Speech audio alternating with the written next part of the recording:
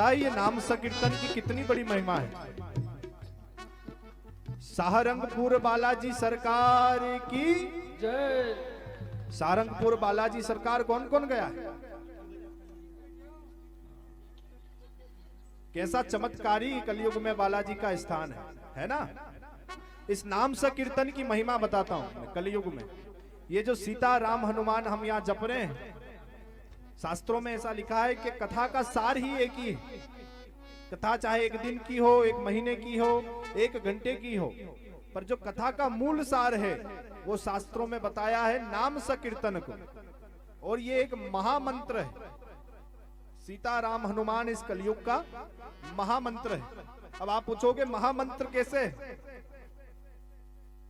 तो मोहनदास जी बाबा हुए एक सिद्ध पुरुष। मोहनदास बाबा का नाम किस किसने सुना? मोहनदास बाबा कलयुग में ऐसी अनंत विभूषित हुई हमारे सनातन धर्म के अंदर। बताते हैं जिनका जीवन बड़ा परिश्रम से निकला और उनके अंदर भक्ति की एक अलग जागी, लत जागी। और मोहनदास बाबा अपने ग्रस्त जीवन के कारण, जिम्मेदारियों के कारण,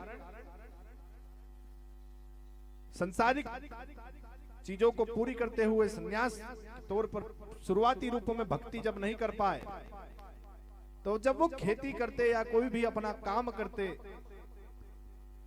तो उस समय वो इस महामंत्र का जाप करते रहते बार बार, बस केवल मुख पे सीता राम हनुमान, सीता राम हनुमान, सीता राम हनुमान। अब हुआ क्या इससे? जब उन्होंने पूर्ण श्रद्धा, पूर्ण निष्ठा से, पूर्ण भाव से जब इस महामंत्र का जाप करा, तो ऐसी कृपा हुई कि लोग बताते हैं कि साक्षात भगवान हनुमान जी जो है मोहनदास जी बाबा के वशीभूत हो गए, वश में हो गए। अगर मोहनदास बाबा जब कीर्तन करते तो हनुमान जी दोनों हाथों से तालियां बजा करके नाचने लग जाते। बोले मोहनदास भगवान की। आज भी सीमित वहां पे समाधि बनी हुई है वहां। ऐसा प्रताप कि सीताराम हनुमान जब के मोहनदास बाबा ने बालाजी को अपने वश में कर लिया, तो क्या आप और हम इस महामंत्र का जाप करके भगवान की कृपा नहीं पा सकते? दूसरा फायदा इसको जोर जोर से ताली बजा करके गाने का, क्योंकि भगवान का नाम आज रात्रि में हम जपने के लिए बैठे, कल तो सब अपने अपने घर ठिकानों। आज रात्रि बालाजी का पावन जन्मोत्सव पे हम इकट्ठे हुए, तो आज इतना भाव निष्ठा से हमको जाप करना है, क्योंकि शास्त्र कहते हैं कि जो दोनों हाथ बजा करके कीर्तन करता है, ताली बजाता है, भगवान का नाम जप करता है, उसके भीतर के पाप जो होते हैं, वो पाप जो है मुक्त होता है, तो वो पाप बाहर आते हैं। अब पाप उसके व्यक्ति के जब बाहर आते हैं तो पाप निकलेंगे तो कहीं तो जाएंगे, तो वो कहां जाते हैं? जो गाता नहीं है, जो ताली नहीं बजाता है, जो धीरे धीरे गाता है, वो पाप उसके भीतर चले जाते हैं। तो भंडारिया घाटा वाले पाप लेने आए हैं कि पाप छोड़ने आए? छोड़ने आए हो ना, तो बड़े प्रेम और भाव के साथ सीताराम हनुमान, सीताराम हनुमान, राम हनुमान, सीताराम हनुमान, हनुमान सीताराम, हनुमान सीताराम, हनुमान सीताराम, हनुमान सीताराम हनुमान, सीताराम हनुमान, सीताराम हनुमान, सीताराम हनुमान।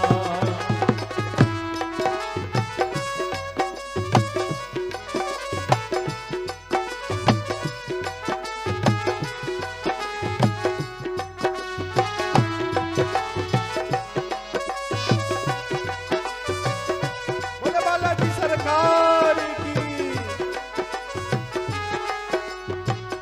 ओ राजा राम हनुमान, राजा राम हनुमान, राम राजा राम राजा राम हनुमान, राजा राम हनुमान, राजा राम हनुमान, राजा राम हनुमान। हे राजा राम हनुमान, राजा राम हनुमान राजा राम हनुमान राजा राम हनुमान।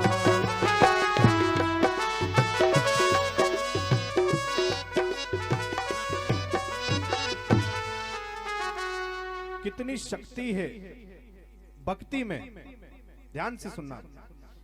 कितनी शक्ति है भक्ति में इस दुनिया को झुकाने की, कितनी शक्ति है भक्ति में इस दुनिया को झुकाने की, वरना क्या जरूरत थी मेरे राघव को झूठे बेर खाने की। सीताराम हनुमान सीताराम हनुमान सीताराम हनुमान सीताराम हनुमान। ये सीताराम हनुमान सीताराम हनुमान सीताराम हनुमान सीताराम हनुमान। अब तो कृपा करो राम, अब तो दया करो राम, अब तो दया करो राम, अब तो कृपा करो राम, अब तो कृपा करो राम, अब तो दया करो राम, अब तो कृपा करो राम, अब तो दया करो राम। गुरु जी शरण में लो, राघव जी शरण में लो, अब तो दया करो राम, अब तो दया करो राम, अब तो कृपा करो राम, अब तो कृपा करो राम।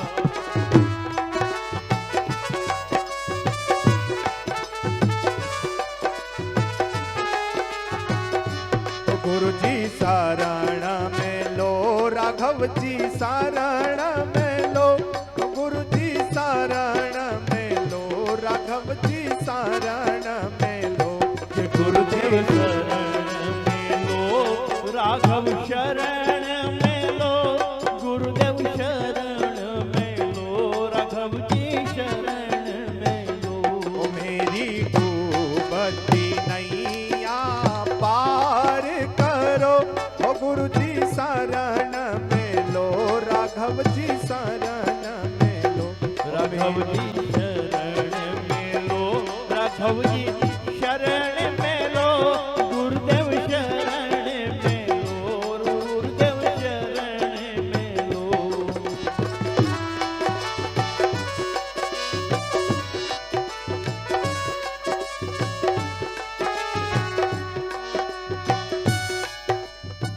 न मान प्रिय है ना ये सम्मान प्रिय है, ना मान प्रिय है ना ये सम्मान प्रिय है, हमें तो बस हमारे हनुमान प्रिय है। सीताराम हनुमान सीताराम हनुमान सीताराम हनुमान सीताराम हनुमान। जय जय सीताराम हनुमान सीताराम हनुमान सीताराम हनुमान सिया राम हनुमान। सीताराम हनुमान सीताराम हनुमान सीताराम हनुमान सीताराम हनुमान। अरे सिया राम हनुमान सीताराम हनुमान सीताराम हनुमान सिया राम हनुमान। अंत में दोनों हाथ उठा के ओ सीताराम हनुमान सीताराम हनुमान सीताराम हनुमान सीताराम हनुमान सीताराम हनुमान सीताराम हनुमान सीताराम हनुमान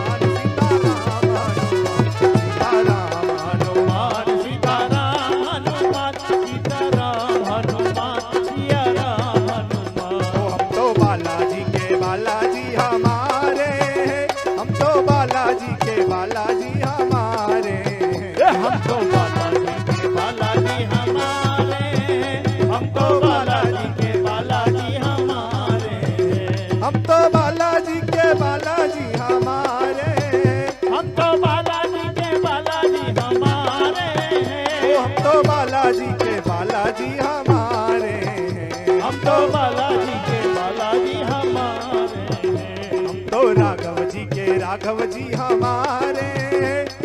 राघव जी के राघव जी हमारे, हम तो राघव जी के राघव जी हमारे हैं, हम तो राघव जी के राघव जी हमारे हैं। हम तो कल्ला जी के कल्ला जी हमारे, हम तो कल्ला जी के कल्ला जी हमारे, हम तो बालाजी के बालाजी हमारे, हम तो बालाजी के बालाजी हमारे हैं। किस किस के बालाजी हैं? पीछे बैठे तुम्हारे या आगे बैठे तुम्हारे? सबके हैं। तो बालाजी कैसे प्रसन्न होते हैं, कैसे रिझते हैं बालाजी? उठाओ दोनों हाथ। तो सीताराम हनुमान सीताराम हनुमान सीताराम हनुमान सीताराम हनुमान सीताराम हनुमान सीताराम हनुमान सीताराम हनुमान सीताराम हनुमान। राजा राम हनुमान राजा राम हनुमान राजा राम हनुमान राजा राम हनुमान राजा राम हनुमान राजा राम हनुमान राजा राम हनुमान राजा राम हनुमान। सीताराम हनुमान सीताराम हनुमान सीताराम हनुमान सीताराम हनुमान जय सीताराम हनुमान सीताराम हनुमान सीताराम हनुमान सीताराम हनुमान।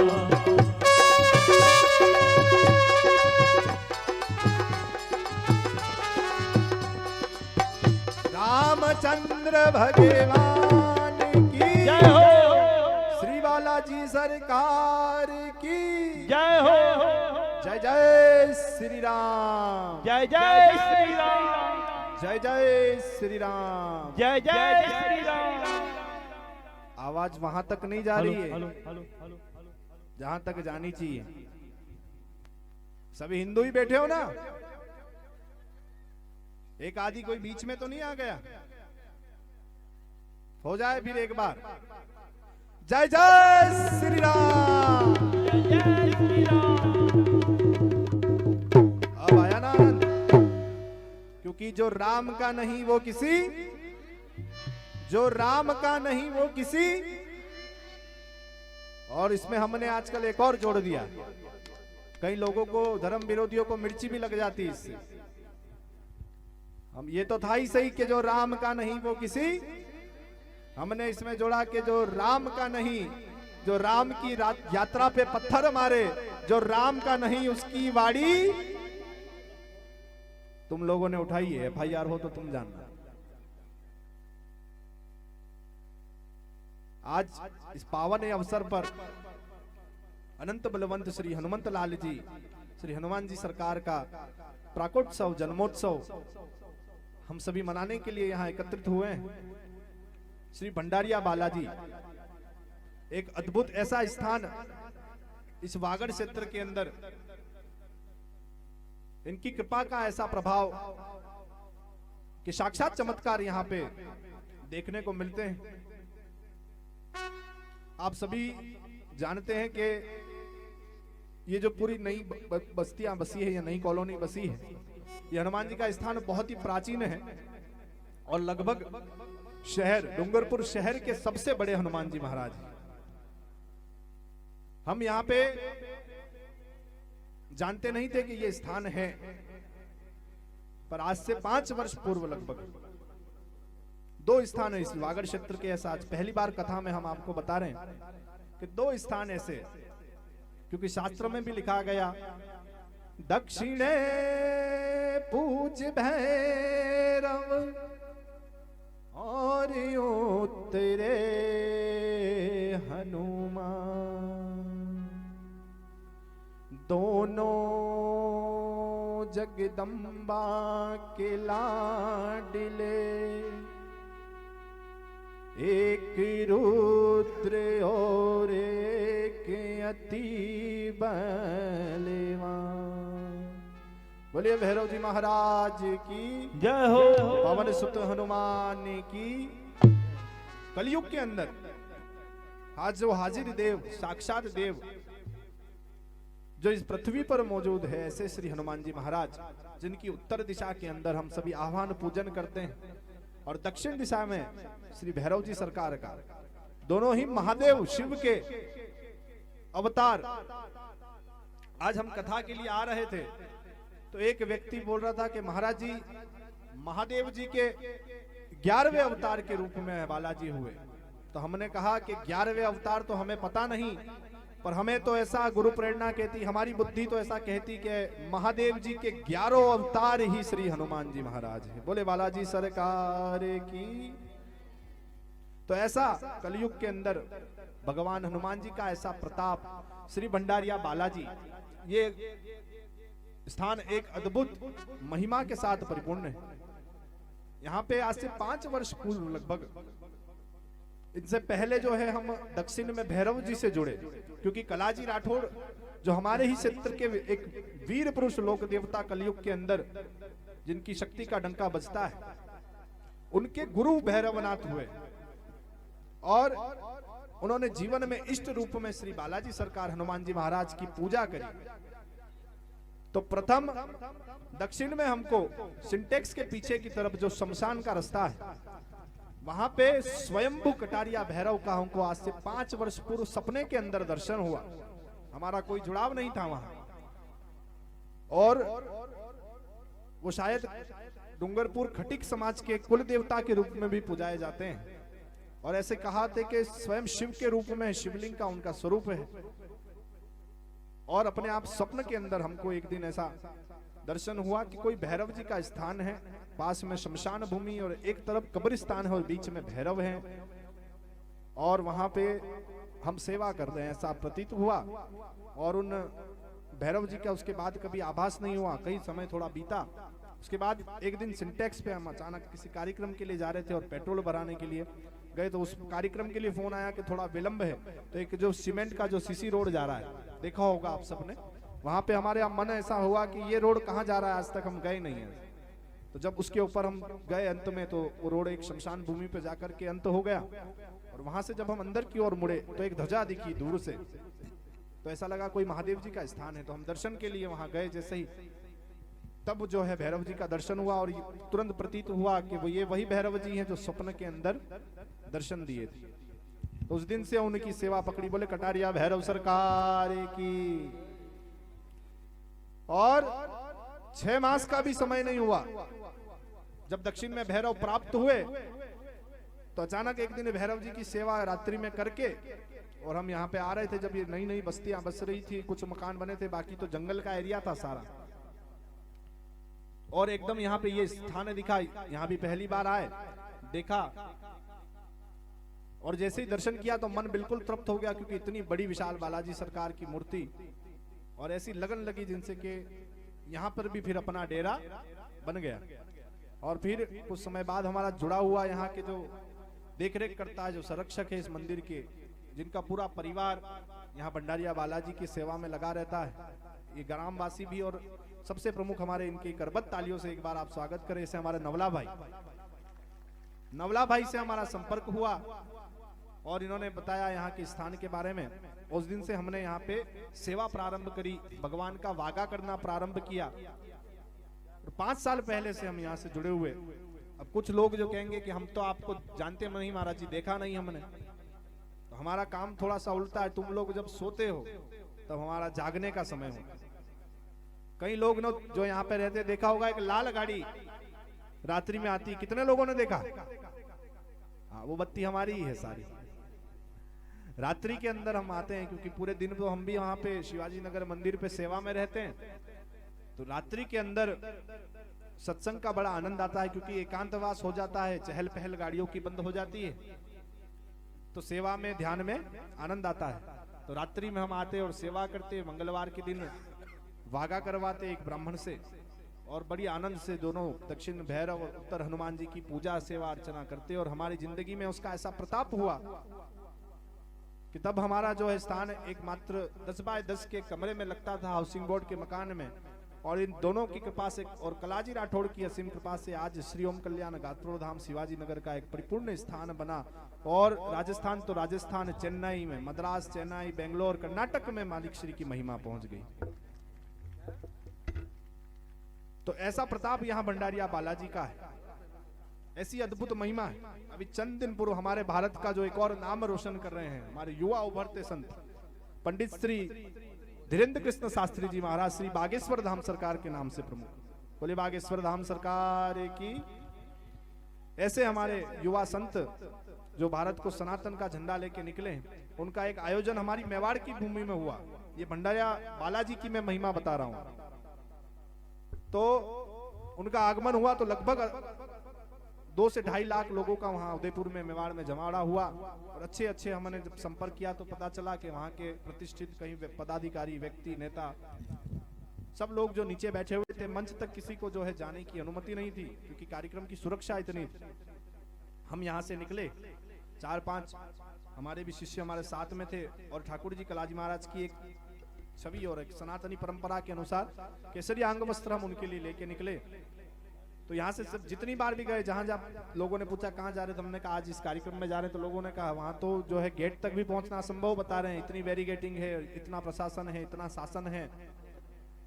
तब हम यहाँ भंडारिया हनुमान जी का हमने ध्यान किया और इनके भरोसे से हम बोल करके निकल गए कि हे हनुमान जी भंडारिया, आपकी सेवा हमने इतने वर्ष तक करी, अगर आपकी सेवा हमने सच्ची करी और आप में प्रताप है तो आज इस दास को अपना आशीष दो। और ये छवि हम लेकर के निकले हैं प्रभु की, ये हम पंडित जी तक, शास्त्री जी तक भेंट कर सके।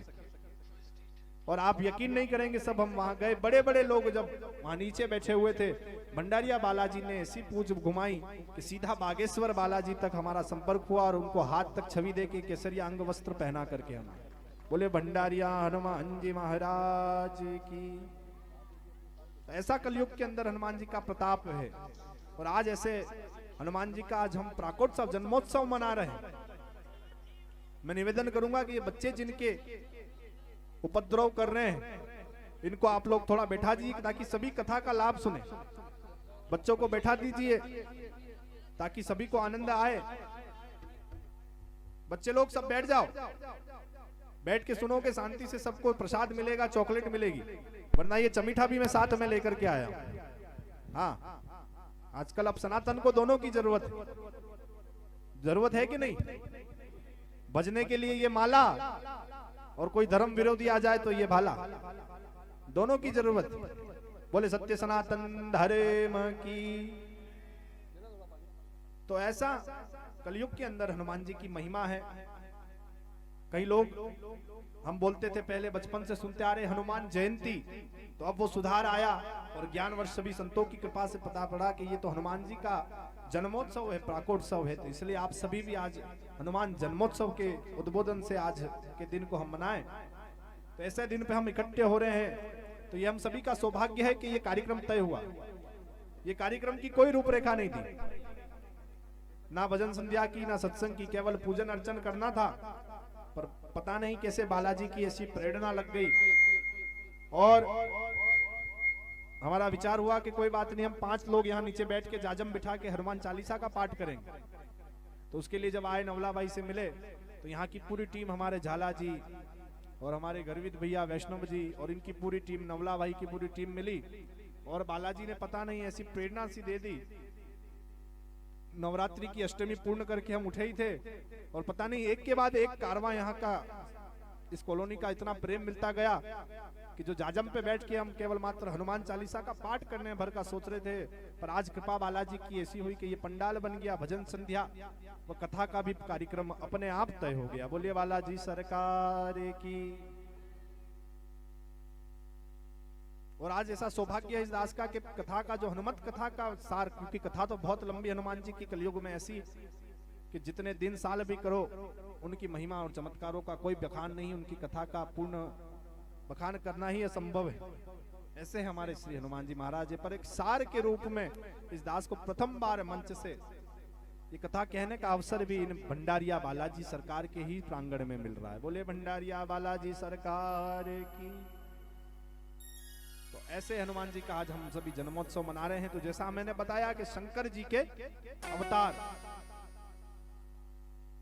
मां अंजनी के लाल, क्यों अवतार लेना पड़ा प्रभु शंकर को?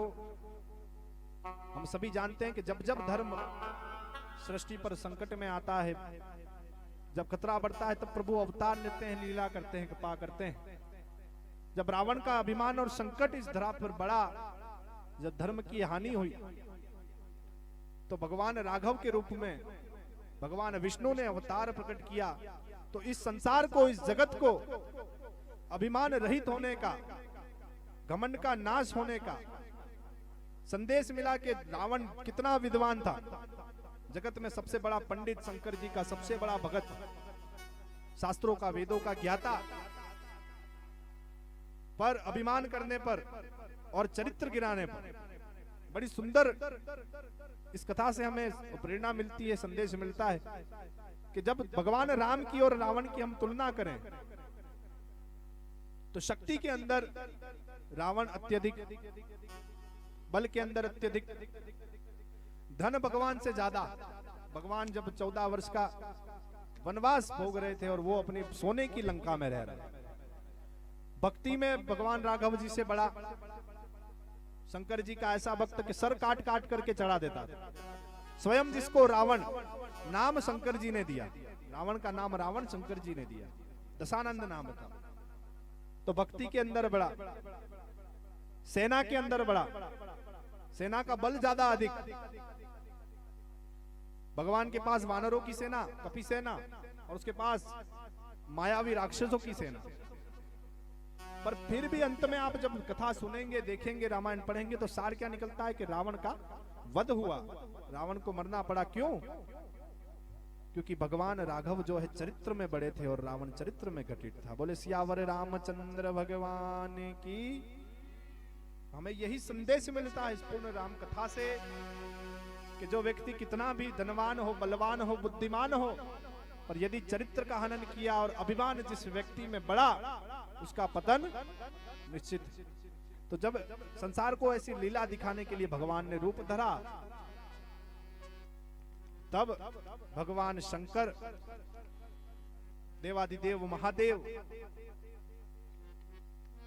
भगवान को रिझाने के लिए भक्त का रूप लेकर के आए, ताकि जगत को ये संदेश मिले हनुमान जी के चरित्र को देख करके। आज हनुमत चरित्र की चर्चा है और ऐसा सुंदर संदेश कि यदि भक्त भक्ति अपने अभिमान को त्याग कर पूर्ण मन से, भाव से भक्ति करे, तो भगवान राघव के आज मंदिर कम है, पर हर गली, हर मोहल्ले में, हर चौराहे पे आपको श्री बालाजी सरकार का मंदिर मिलेगा। तो अपने भक्त को इतना मान सम्मान दे देते हैं जब भक्ति भाव से हो, और जगत को भक्ति का संदेश सिखाना और भगवान के चरणों से कैसे जुड़ना, अभिमान को कैसे त्यागना, ऐसे बालाजी का जब आप चरित्र देखेंगे, पढ़ेंगे, तो उसी को सिखाने के लिए भगवान ने अवतार लिया। रावण को मारना तो एक बहाना था। कोई कहता है कि भगवान ने अवतार रावण को मारने के लिए लिया होगा, पर भगवान तो अवतार अपने भक्तों से पृथ्वी पर भेंट करने के लिए लेते हैं। भगवान अपने भक्तों से मिलने के लिए आते हैं। भगवान अवतार ही अपने भक्तों के दर्शन के लिए लेते हैं। इसलिए नहीं लेते हैं कि आप भगवान का दर्शन करें। भगवान अपने भक्तों का, जितनी व्याकुलता से आप भगवान का दर्शन करना चाहते हैं, उतनी ही व्याकुलता से भगवान भी अपने भक्तों का दर्शन करना चाहते हैं। बोले रामचंद्र भगवान की। और आज कथा का ऐसा पावन अवसर, भजन संध्या का, सत्संग का ऐसा अवसर, और लिखा गया है इसके अंदर, जब हम राम कथा सुनते हैं, पढ़ते हैं, कि जहां जहां भगवान रघुनाथ जी की कथा होती है, कीर्तन होते हैं, बखान होता है, वहां वहां हनुमान जी पहरा देने आते हैं। सुना है ना सबने? वहां पे किसी ना किसी रूप में बालाजी मौजूद रहते हैं। पर आज का दिन कितना सुंदर मिला कि आज तो हमारे बालाजी का जन्मोत्सव और बालाजी की चरित्र की चर्चा और कथा का सार हम सभी सुन रहे हैं। जब भगवान राघव जी की कथा में बालाजी मौजूद होते हैं, तो हमारी तो बुद्धि ऐसा कहती है कि आज हनुमान जी की कथा में साक्षात भगवान राघव भी किसी ना किसी रूप में हमारे बीच में विराजमान हो। तो ऐसे बालाजी सरकार कथा को आगे सुनते हुए हम बताएं कि कलयुग में हनुमान जी का ऐसा प्रताप है। आप सभी यहाँ बुद्धिमान लोग बैठे हुए, कथाओं को सुनने से क्या होता है? कई लोग कहते हैं आज कितना ब्रह्म फैलाया जा रहा सनातन के ऊपर, रामायण की चौपाइयों के ऊपर कितना अंधविश्वास फैलाया जा रहा। तुलसीदास जी का एक एक शब्द जो लिखा हुआ है वो पूज्य है, उससे गौर संदेश मिलता है। जीवन जीने की कला यदि आपको सीखनी, जीवन जीने की तरीका आपको सीखना है तो वो रामायण के अलावा आप कहीं से नहीं सीख सकते। कुछ पंक्तियों को, कुछ चौपाइयों को उठा करके हमारे भोले भाले जो लोग मेहनत करते हैं, धर्म से थोड़ा दूर रहते हैं किसी कारण से, अपने निजी कारण से, अपने व्यय के कारण से, ऐसे लोगों को बहकाया जा रहा है। आज हमारे यहाँ पे मुझे लग रहा है कि भारी तादाद में भी जो है कई साले आदिवासी भक्त भी हमारे मौजूद हैं। कौन कौन जनजाति समाज से आता है? हाथ ऊंचा कर दे। कोई है जनजाति समाज? बहुत बड़ी, बहुत। सनातन देखो कितना खूबसूरत, कितना सुंदर है, ऐसा कहीं और आपको देखने को नहीं मिलेगा। तुलसीदास जी ने एक चौपाई लिखी कि ढोल गवार शूद्र पशु नारी, ढोल गवार शूद्र पशु नारी, सकल ताड़ना के अधिकारी। ढोल गवार शूद्र पशु नारी, सकल ताड़ना के अधिकारी। अब इस पे चंद दिनों पहले बिना नाम लिए हम कहें तो कुछ नेता जो कुछ बुद्धिजीवी बोल रहे थे कि तुलसीदास जी ने ऐसा लिखा कि ढोल गवार शूद्र पशु नारी सकल ताड़ना के अधिकारी। मतलब तुलसीदास जी कह रहे कि ढोल और जो गवार हो, जो पशु हो, जो शूद्र हो, जो महिला हो, उसको मारना चाहिए। अरे बुद्धिहीन व्यक्ति, तूने तो इस पृथ्वी पर आकर के अपने माँ बाप का नाम ही डुबाया। ऐसे लोगों की तो वाड़ी नहीं उठाना चाहते हो क्या? राम के ही बैठे हो ना सब? राम के खानदान के ही हो सब? रावण वाला तो नहीं है कोई? तो एक बार बोल दो, जो राम का नहीं वो किसी उसकी वाह। तुलसीदास जी देखो, भगवान कितना सुंदर लिखते तुलसीदास जी इस कलयुग के अंदर। उस समय में आज से इतने वर्ष पहले जिन्होंने लिखा, इसका सही अर्थ आज हम जानते हैं, जो हमने संतों से सुना, जो शास्त्रों में साधु संतों ने कहा कि ढोल गवार शूद्र पशु नारी, सकल ताड़ना के अधिकारी। ढोल, यहां ताड़ना का अर्थ है शिक्षा से और देखने से, जो हमने संतों के मुख से सुना। ताड़ना का अर्थ यहाँ पे मारना नहीं है। कितना सुंदर लिखा तुलसीदास।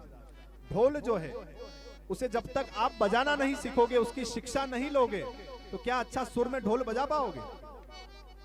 कोई बजा पाएगा?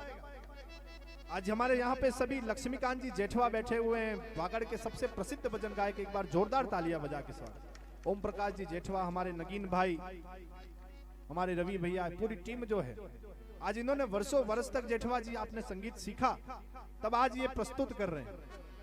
और एक दिन में उठ करके आ जाए तो बजा सकते हैं ऐसा?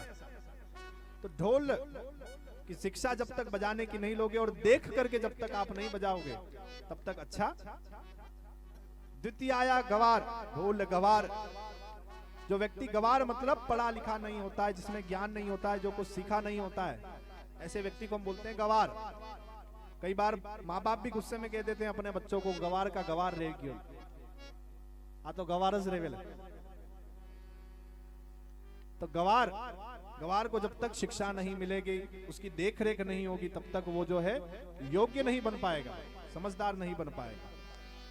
दो अर्थ समझ में आ गए सबको?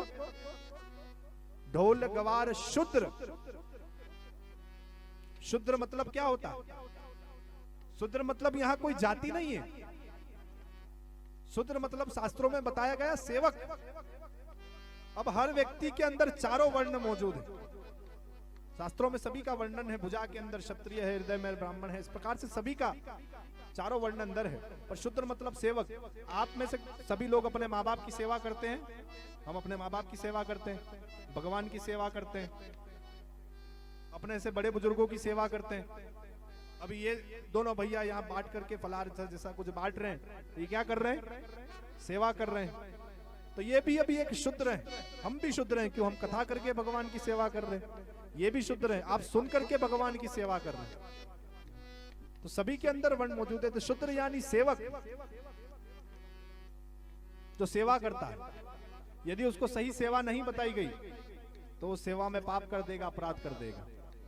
एक तरीके से और समझे, बड़े बड़े लोग होते हैं अपने घरों में सीसीटीवी लगवाते हैं। क्यों लगवाते हैं? क्योंकि नौकर चाकर रखे होते हैं। अब सबको डर रहता है कि कोई नौकर जो है धन ना चुरा ले, कोई चीज ना उठा ले, तो अपन लोग क्या लगवाते हैं? सीसीटीवी लगवाते हैं। सभी लगवाते हैं, कॉलोनियों में भी लगे होते हैं, अभी नगर परिषद ने भी लगवाए। तो उसके ऊपर भी दृष्टि रखनी जरूरी है, उसे भी देखना जरूरी है और उसको आचरण सिखाना भी जरूरी है। तो शूद्र का यहाँ पे अर्थ बताया, ढोल गवार शूद्र। फिर लाया पशु। गाय किस किस के घर में? आप गाय पाली हुई है किसी? और भैंसे किस किस के घर में?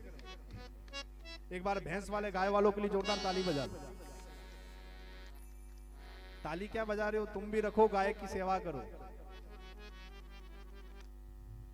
बोले गौ माता की। क्या बोल रहे हो? आवाज नहीं आ रही। गौ माता की। बस धन्य हो तुम, जय बोल के अमर कर दिया गौ माता को।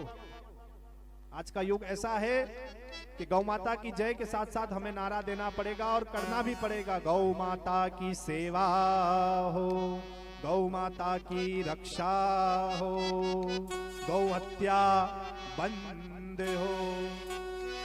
जयकार करने से काम नहीं चलेगा, सेवा रक्षा और गौ हत्या, गौ वंश की हत्या बंद करवानी पड़ेगी। तो पशु, गौ माता तो देवी देवताओं के से भी श्रेष्ठ, जिनमें 33 कोटि देवी देवता है। पर अन्य जो पशु है, पशु घर में होते हैं। पहले लोग गाय रखते थे,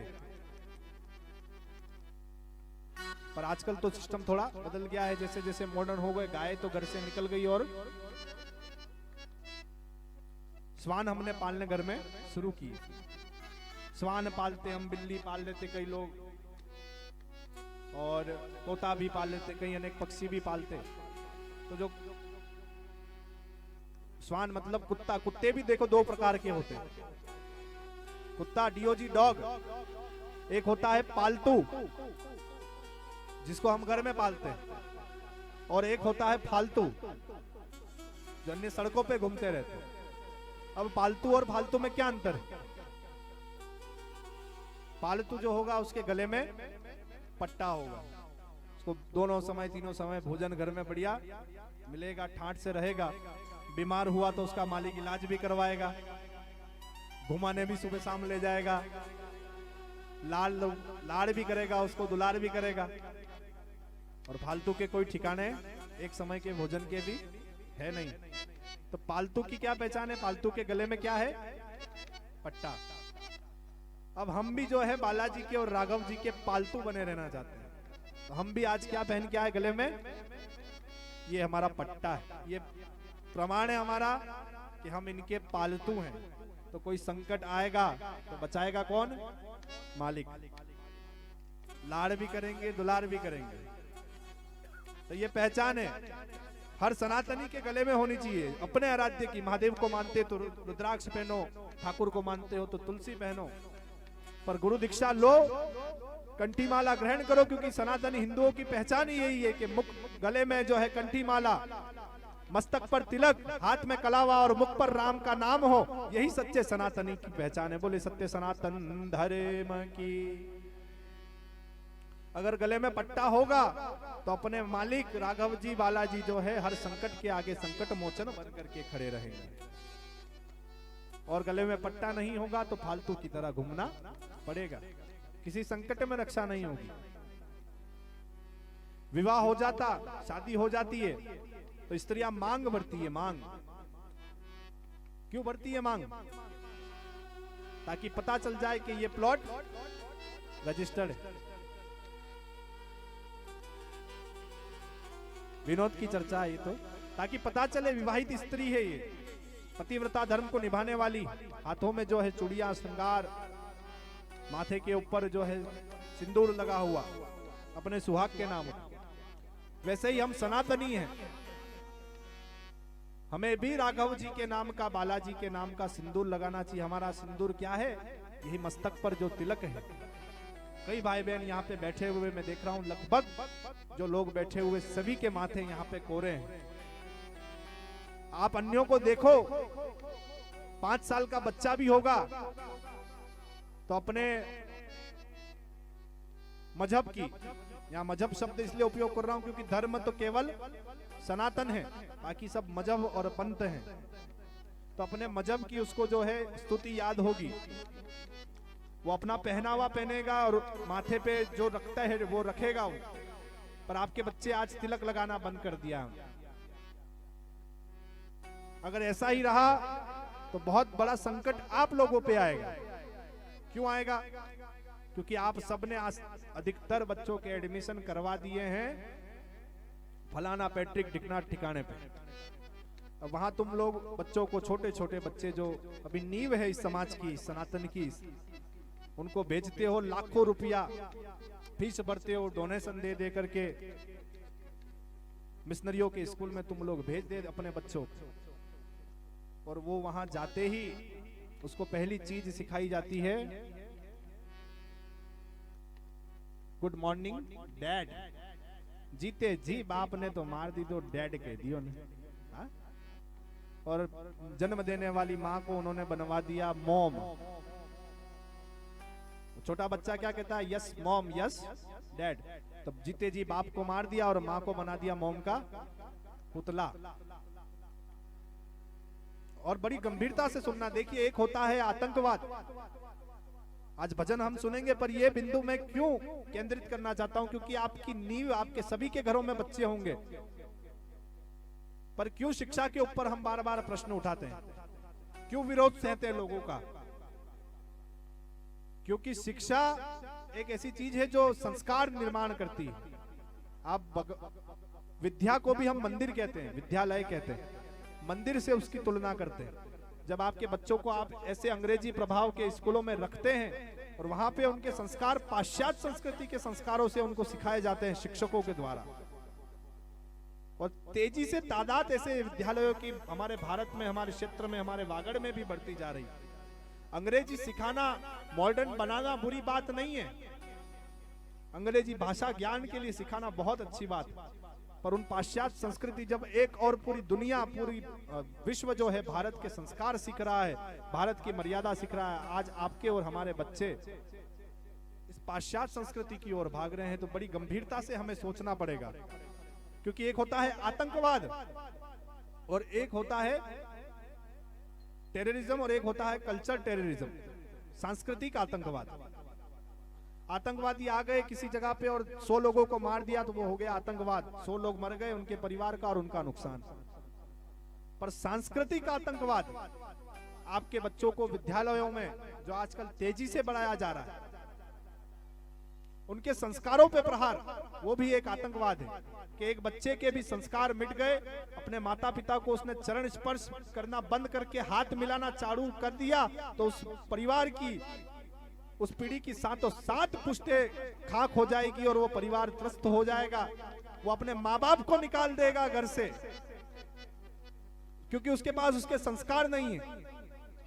तो ये हो गया सांस्कृतिक आतंकवाद, जो आजकल बच्चों को बड़ी तेजी से सिखाया जा रहा है। मैं निवेदन करता हूं हाथ जोड़ के कि यहाँ जो लोग रह रहे, सुबह शाम अपने साथ में अपने बच्चों को यहाँ बालाजी के मंदिर लाइए। जहां आप मंदिर जाते हैं ले जाइए, उनके माथे पे तिलक लगवाइए। और कोई विरोध करे तो एकजुट होकर के वहां पर जाइए। जब हमने तुम लोगों को बेशर्मो इतने साल से स्वीकारा, तो तुम हमारा तिलक कैसे मिटा सकते हो? अब एक नहीं होंगे तो नहीं चलेगा। बहुत सहेलियां आज दिन देखते हैं कि हमारे संतों के ऊपर प्रहार कर देता है, कोई पाखंडी कह देता है, उनके ऊपर तरह तरह के आरोप सनातन के ऊपर लगते जाते हैं। औरों को कुछ और कह के देखो तो उदयपुर के कन्हैया लाल की तरह हत्या कर दी जाती है। किसी का समर्थन करने से घर में घुस के, आपके व्यापार में घुस करके वो लोग आपकी हत्या कर देते हैं। और हमारे चौपाइयों को, हमारे पूज्य आराध्य राघव जी के ऊपर इतनी टीका और टिप्पणी के बावजूद आप और हम मौन बैठे हैं, तो बुरा ना माने पर कहना पड़े कि हमारा रक्त अब जो है सो रहा है। अब जगने की जरूरत है, और जगाना भी उनको है जो जगना चाहते हैं। जो नाटक सोने का कर रहे हैं, उनको जगाना असंभव है। और आज नहीं जागोगे तो बहुत देर हो जाएगी। आज अगर नहीं जागे अपने धर्म, अपने सनातन के लिए, तो वो दिन दूर नहीं है, 5 साल के अंदर ऐसे सत्संग करने के लिए भी परमिशन लेनी पड़ेगी। कहीं जगहों पे ऐसा हो रहा है। तिलक लगाने के लिए रोक लगा दी जाएगी। औरों की रैलियां निकलती, औरों का जो कुछ निकलता उसमें गवर्नमेंट उनको पैसा दे करके जो है यात्रा करवाती। और इसी देश की घटना है कि हमारे कांवड़ यात्रियों के ऊपर कितने जुर्म हुए, कौन कौन गवाह नहीं इस बात का। हम किसी राजनीतिक दल के ऊपर ना टिप्पणी कर रहे हैं, ना हम किसी राजनीतिक दल के हैं, क्योंकि 2 कौड़ी की राजनीति हम करोड़ों के आध्यात्म में नहीं गंवाना चाहते। पर सनातन का जो विरोध करे, चाहे कोई नेता हो, राजनेता हो, अभिनेता हो, कोई खेल जगत का व्यक्ति हो, या चाहे कोई मीडिया का चैनल हो।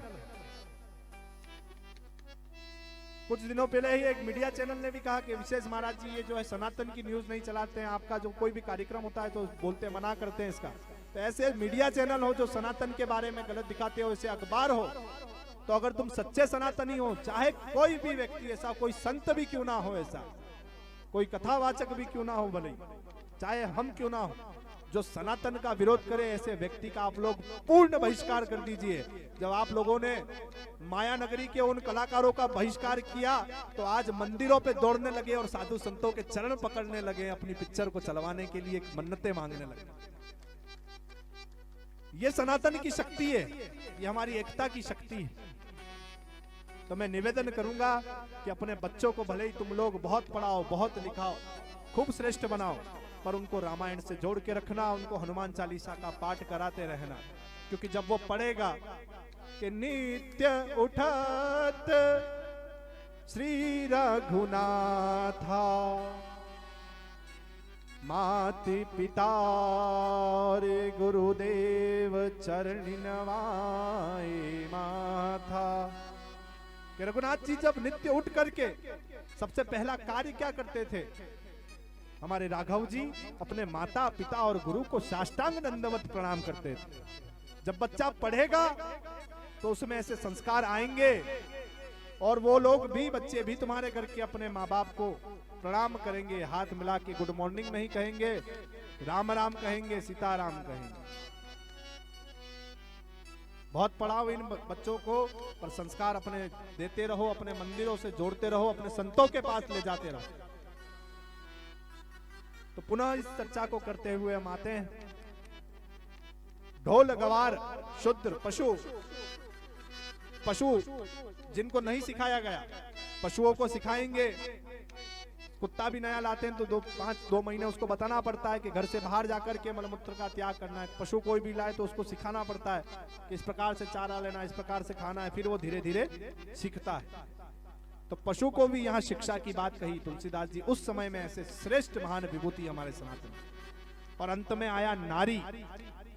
लोग कहते हैं कि नारियों का तुलसीदास जी ने अपमान किया।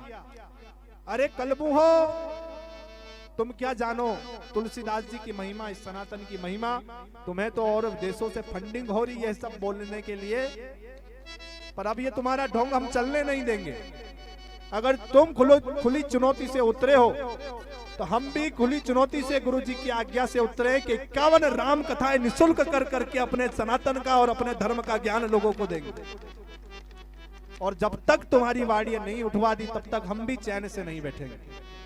तुम जितना कहोगे, तुम जितना अंधविश्वास हमारी चौपाइयों पे फैलाओगे, तो हम उतने ही लोगों के बीच में जाकर के निःशुल्क कथा हमारा खर्च डाल के भी करना पड़ेगा तो करके बताएंगे और अपना धर्म लोगों को सिखाएंगे। तुमने क्या कहा? कुछ लोग कह रहे कि नारियों का तुलसीदास जी ने अपमान किया। अरे कलमुहो, ये वो धर्म है जहां पे हमारे राम से पहले सीता का, कृष्ण से पहले राधा का और शिव से पहले पार्वती का नाम आता है। ऐसे सनातन में कैसे कोई नारी का अपमान तुलसीदास जी कर सकते? नारी की भी शिक्षा की बात तुलसीदास जी ने कही है। जहां पर शास्त्रों में लिखा गया कि यत्र नारी पूज्यस्ते तत्र देवता रमण, कि जहां नारी का पूजन होता है, जिस घर में नारी का सम्मान होता है, वहां देवता आंगन में रमते हैं। ऐसे सनातन के अंदर किसी नारी का अपमान नहीं हो सकता। हमारे राघव जी से पहले हम सीताराम कहते हैं, ठाकुर जी से पहले, ठाकुर जी का उद्बोधन से पहले राधे राधे कहते हैं, और शंकर जी से पहले मां पार्वती का नाम लेते हैं। कलाजी राठौड़ से पहले भी हम माता कृष्णा का नाम लेते हैं। तो हम कैसे किसी नारी का अपमान करेंगे। हम तो वो लोग हैं कि नारियों के टुकड़े नहीं करते, नारियों की आजादी पे हम लोग रोक नहीं लगाते। हम अब नहीं कहते नारियों को कि जीवन भर तुमको मुंह ढक करके रहना है, वो कुछ और कल मुंह होंगे। हम तो वो है कि नारी की भी दुर्गा और नवदुर्गा के रूप में पूजा करते हैं। बोले जगदम्बे मात की। कठोर होंगे मेरे शब्द, हो सकता है ये लाइव चल रहा है पूरी मीडिया पे, आप देखेंगे यूट्यूब पे महंत जय सिंह सोलंकी डूंगरपुर जो चैनल है वहां लाइव चल रहा है। और हमारे खिलाफ तो हम पहले से बोलते आ रहे हैं, धाम से जो जुड़े हुए लोग हैं हमारे सारे, हमारे भाई हेमंत जी सोनी, गजेंद्र सिंह जी चुंडावत, विशाल सिंह जी राठौड़ और सारे सेवक यहाँ पे मौजूद हैं। दीपक भाई हमारे जनजाति समाज से जो आते हैं मौजूद है। आज से विगत 3 महीने पहले हमने गादी पर बैठ करके भी मालिक श्री की प्रेरणा लेकर के जब वाचन दिया और कहा था उसके बाद में कि साजिश सनातन के खिलाफ चल रही, उससे पहले कोई ऐसा इतना खराब माहौल नहीं था। जो लोग थे वो साक्ष्य है इस बात के कि आज से 6 मास पूर्व ही ठाकुर जी ने गादी से वाणी कर दी थी कि सनातन के संतों को जो है फंसाया जाएगा, आरोप लगाए जाएंगे, तरह तरह की परीक्षाएं ली जाएंगी, पर सनातन फिर अपना उदाहरण प्रस्तुत करते हुए लोगों के मुंह पे तमाचा मारते हुए अपनी संस्कृति को अमर रखेगा। और इसी प्रकार से गत 3 महीने 2 महीने में माहौल पूरे देश में बनाया गया। इस लोकल क्षेत्र में हमारे खिलाफ भी कई साजिशें चल रही है। श्री ओम कल्याण गात्रोड़ धाम और हमें भी कई लोग, अपने भी लोग शामिल है, क्योंकि जयचंदों का भी इतिहास है हमारे यहाँ, कुछ अपने लोग भी शामिल है, जिसमें मैं इसके माध्यम से कहूंगा साधु संतों के चरणों में निवेदन करूंगा, ब्राह्मणों के चरणों में निवेदन करूंगा और आप सनातनियों के चरणों में निवेदन करूंगा कि आपसी कोई मन मुटाव मत मुटाव हो तो उसको भूल करके जहां पे सनातन की बात आए वहां पर तुम सब एक हो जाना। क्योंकि हमारे गुरुदेव कहते थे कि कोई सनातन की ध्वजा लेके निकले तो उसके साथ तुम नहीं खड़े हो सके तो तुम्हारा जीवन किसी काम का नहीं, फिर भी नहीं खड़े हो सके तो उसके पीछे खड़े हो जाना, क्योंकि पीछे खड़े होने से संख्या बल ज्यादा दिखेगा और संख्या देख करके शत्रु अपने आप घबरा जाएगा। तो मेरा निवेदन है कि साजिशें चलती रहेगी, हमको किसी चीज का डर नहीं, हम प्रकाश डालते रहेंगे, क्योंकि ये जीवन हम तो आज से 6 वर्ष पूर्व ही सनातन के नाम कर चुके, संकल्प ले चुके कि जब तक ठाकुर जी का स्थान नहीं बना देंगे तब तक चप्पल नहीं पहनेंगे। आज 6 वर्ष हो गए, चरण पादुकाएं बिल्कुल त्याग रखी हमने, दुनिया भर की अर्जी स्वीकार करते पर ठाकुर जी हमारी ऐसी परीक्षा लेते कि 6 वर्ष से आज संघर्षरत है, मंदिर बनाने के लिए, अपना घर बनाने के लिए नहीं, मंदिर की रचना करने के लिए और इस सनातन के लिए साजिश करने वाली कितनी भी करे, लाइव के माध्यम से हो सकता है कल को केस हो जाए किसी बात पे, हो सकता है FIR हो जाए, क्योंकि आजकल सनातन के साधुओं को, वाचकों को, कथाकारों के पीछे पूरा जगत संसार पड़ा हुआ है, पर हमें डर नहीं है। पर खुशी इस बात की होगी कि यहाँ बैठे उनमें से अगर एक भी जग गया तो उसका परिवार, उसकी पीढ़ी और उसका समाज वो सुधारने के लिए निकल जाएगा। एक जय सिंह अंदर भी हो गया तो यहाँ से अगर एक जय सिंह निकल गया तो वो 10 जय सिंह और बना देगा। तो हम इतना बेबाक होकर के निकले तो आपका केवल साथ चाहिए। आज जो सनातनी बैठे हो, इस चौपाई का अर्थ आधा घंटा खर्च करके हमने इसलिए बताया ताकि आप लोगों का जो है कोई बहका ना सके, और आप नहीं बहके तो आप और 10 को जो है प्रकाशित कर दोगे। करोगे ना, सब लोग साथ दोगे हमारा। अब कोई कहेगा कि तुलसीदास जी ने ऐसा लिखा, तो मुंह पे पहले तो समझ जाओ और फिर उसको बताओ कि ये अर्थ है इसका। इसलिए कहते हैं कि कथाएं भगवान की सुनो ताकि अपना धर्म, अपनी संस्कृति पे तुमको कंठस्थ होगा, तो ऐसे धर्म विरोधियों को तुम तमाचा अपने शब्दों से ही मार के भगा दो। बोले सत्य सनातन धर्म की। हम क्या देखें, हम तो जब कथा के लिए निकलते हैं तब बोल देते हैं बालाजी को कि प्रभु वक्ता भी आप हो, श्रोता भी आप हो, ये आपका दास तो बिल्कुल नालायक है, मूर्ख है, पर ये आपका प्रताप है कि आपकी कृपा से ऐसे नालायक भी आज यहाँ बैठ के बोलने के लायक बन जाते हैं। कुछ गलत भी हो जाते, कुछ शब्द भी त्रुटि हो जाए तो क्षमा करना, क्योंकि हम तो कुछ जानते नहीं, हम ब्राह्मण है नहीं, ना वेद जानते ना शास्त्र जानते।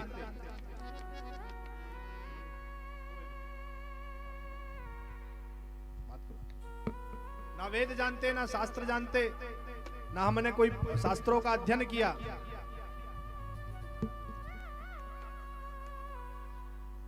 पर जो हनुमान जी कृपा कर देते, जो प्रेरणा देते, हमें तो ऐसा लगता कि हमारे ऊपर हमारा संयम नहीं रहता। बाद में जब वीडियो देखते तब पता चलता कि ये तो कोई ना कोई उनकी कृपा ही है।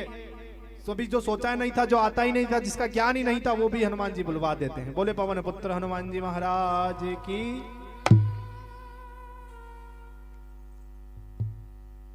तो ऐसे हमारे सारे जो आज के इस सत्संग के जो है सहयोगी हैं, वो सभी एकत्रित हो जाएं। भाई गर्वित सभी को एकत्रित कर लें। हेलो हेलो, एक बार फिर पुनः गर्वित जी व उनके साथी एक बार सारे मंच के सामने आ जाए। एक बार सभी लोग यहाँ पे आकर के बैठ जाइए। हमको दर्शन भी दे दीजिए आपका, क्योंकि अभी तक भेंट हुई नहीं है। बोलिए हनुमान जी महाराज की। जो लोग कलयुग में कहते हैं कि कथाएं सुनने से क्या होता है, क्या कथाओं में भगवान सच में आते हैं? कि ऐसे ही शास्त्रों में लिख दिया कि जहां जहां नित्य नित्य रघुनाथ कीर्तन के जहां पे सत्संग बैठते हैं, वहां पे हनुमान जी पहरा देते हैं, या हनुमान जी आते हैं कथा में। लोग कहते हैं कि ये तो ठीक है, ऐसे ही बातें हैं। तो आज हम आपको एक सत्य घटना बताते हैं। बड़े गंभीर होकर के सुनिएगा तो ही बताएंगे। महिलाओं में क्या बंटवारे हो? पानी, चाय? श्रोताओं की भी आजकल बड़ी बड़ी व्यवस्थाएं करनी पड़ती। व्यास जी भले ही भूखे पेट बैठे हो, पर श्रोताओं को बढ़िया गद्दे पे ठंडा पानी, बीच में चाय, थोड़ा भोजन भी हो जाए, पकौड़ियां उतरवा लें थोड़ी। तो कथा सुनने से, और कथाओं में होता क्या, कई लोग, हम कल्याण कथा करने गए, हम गैसू का वांगा में गए, यहाँ कथा करी। तो कई लोग कहते हैं कि महाराज जी आप 8 बजे से कथा शुरू करते, सुबह तक चलाते, इतना 7-8 घंटे का जो समय रहता है, इसमें आप मालिक का आह्वान करो, गादी लगाओ, तो कितने ही लोगों को आशीर्वाद मिल जाएगा, कितनों का भला हो जाएगा। पर हम कहना चाहें उन सबसे कि दरबार के अंदर तो ठाकुर जी की कृपा की शक्ति चलती है, पर कथाओं के अंदर तो ठाकुर जी हमारे साक्षात आकर के कथा का श्रवण करते हैं। दरबार कर्म से ज्यादा हमको पसंद कोई कहे कि पूरी रात आप कहो कि महाराज जी कथा करनी है, हम सुनेंगे, एक जना भी बैठा हो तो हम करने को राजी रहते हैं। कथाएं सुनना और कथाएं करना हमारा शुरू से बेहद पसंदीदा चीज रही। क्यों? क्योंकि कथाओं में हमने पाया है कि किसी ना किसी रूप में हमारे ठाकुर मौजूद रहते हैं, हमारे बालाजी मौजूद रहते हैं। अब आप पूछोगे कैसे, तो इसी राजस्थान की एक सत्य घटना, और ज्यादा पुरानी भी नहीं, चंद साल पहले की घटना है। राजस्थान में एक बहुत ही प्रसिद्ध कथावाचक हुए थे, जो प्रसिद्ध बाद में हुए।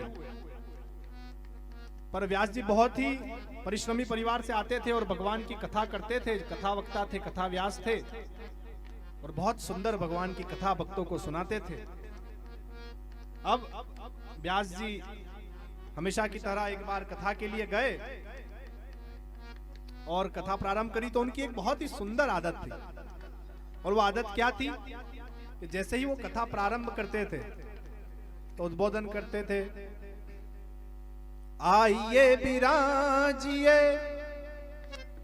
श्री पवन पुत्र हनुमान, आसन विराजिए पवन कुमार।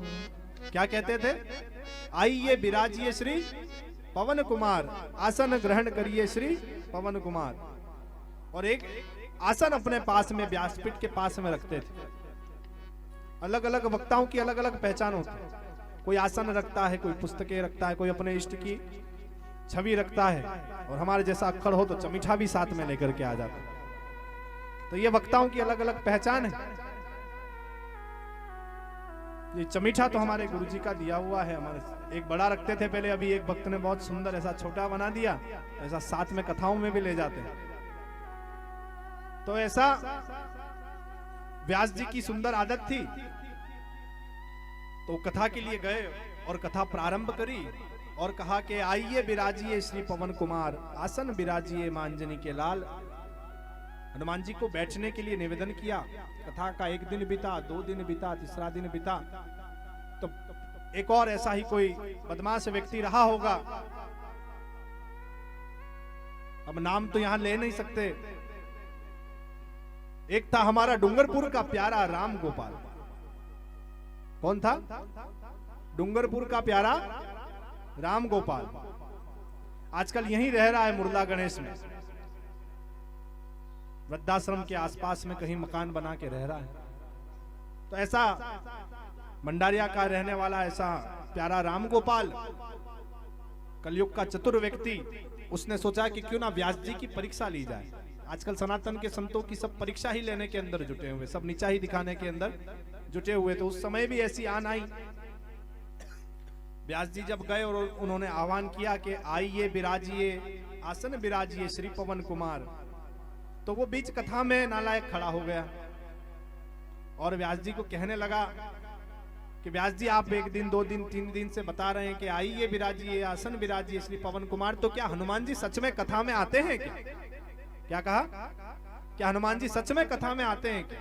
आप इस आसन की ओर इशारा करते हैं और बैठाते हैं हनुमान जी को, तो हनुमान जी यहाँ आके बैठते हैं। व्यास जी बेचारे भगवान के भगवत परम भक्त, उन्होंने भाव से कहा कि हनुमान जी तो कथा के पूर्व ही आ जाते हैं और कथा के अंत तक रहते हैं।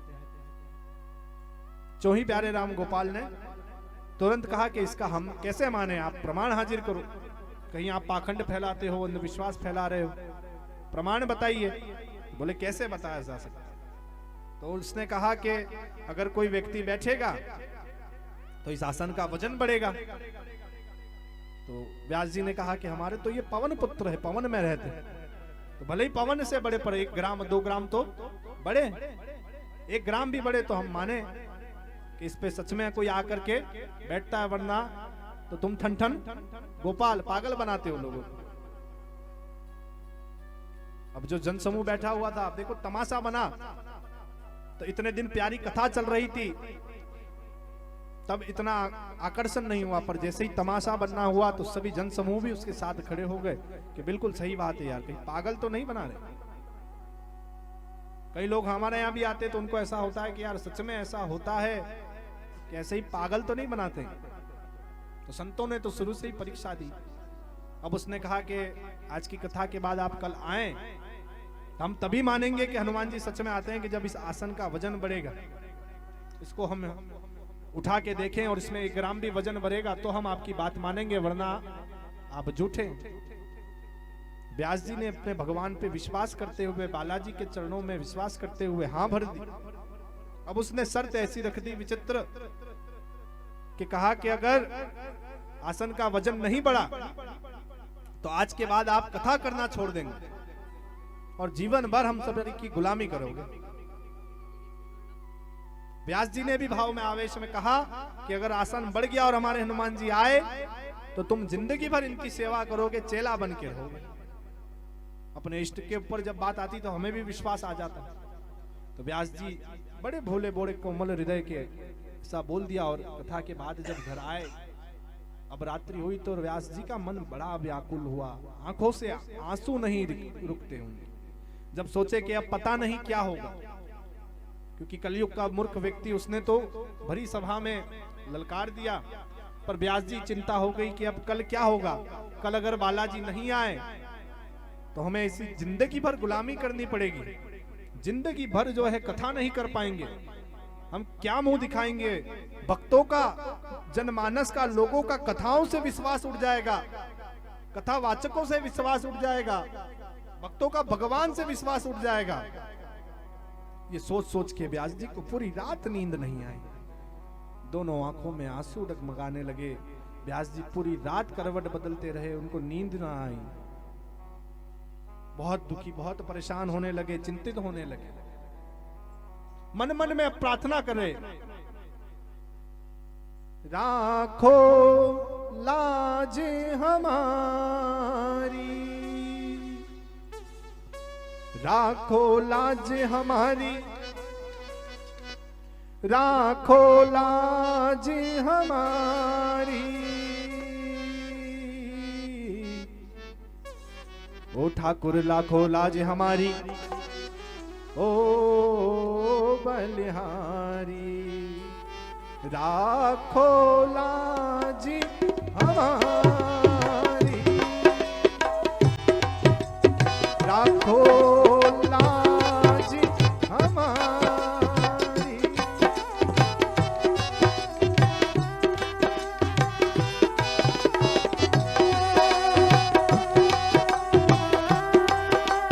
राखो लाज हमारी,